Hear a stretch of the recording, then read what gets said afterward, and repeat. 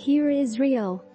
You are now about to cross the Jordan to go in and dispossess nations greater and stronger than you, with large cities that have walls up to the sky. The people are strong and tall Anakites. You know about them and have heard it said, "Who can stand up against the Anakites?" But be assured today that the Lord your God is the one who goes across ahead of you like a devouring fire. He will destroy them, he will subdue them before you, and you will drive them out and annihilate them quickly, as the Lord has promised you. After the Lord your God has driven them out before you, do not say to yourself, "The Lord has brought me here to take possession of this land because of my righteousness." No, it is on account of the wickedness of these nations that the Lord is going to drive them out before you.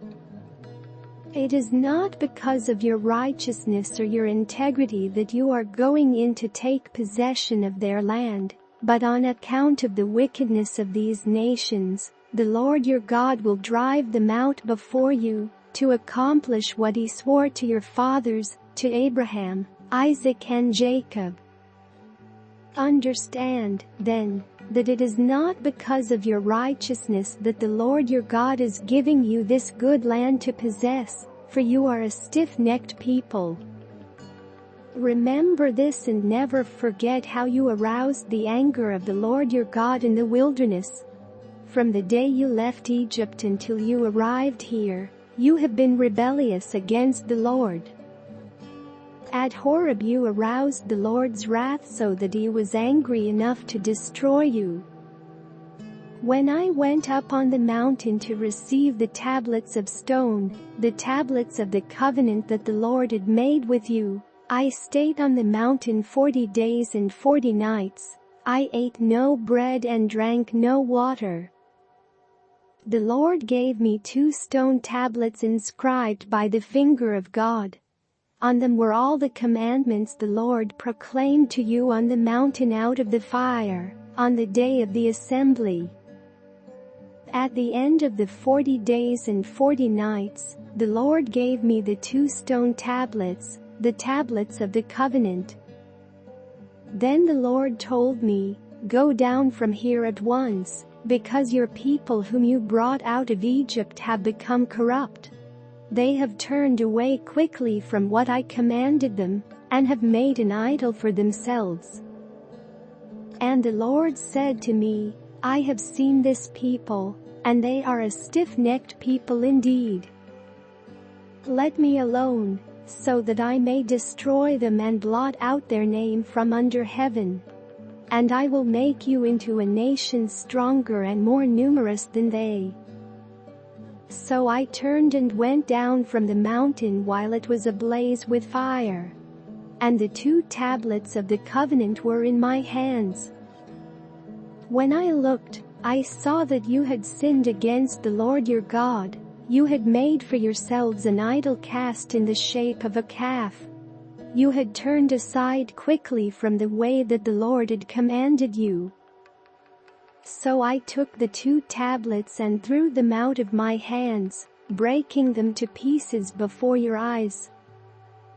Then once again I fell prostrate before the Lord for 40 days and 40 nights. I ate no bread and drank no water, because of all the sin you had committed, doing what was evil in the Lord's sight, and so arousing his anger.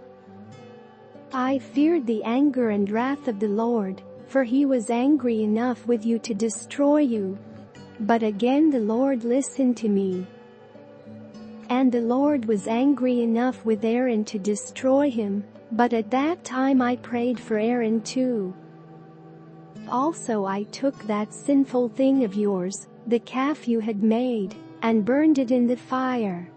Then I crushed it and ground it to powder as fine as dust, and threw the dust into a stream that flowed down the mountain. You also made the Lord angry at Taberah, at Massah and at Kibroth Hattaavah.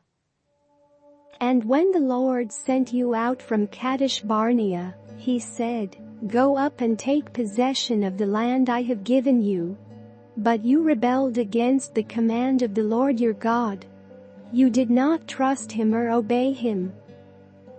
You have been rebellious against the Lord ever since I have known you. I lay prostrate before the Lord those 40 days and 40 nights, because the Lord had said he would destroy you.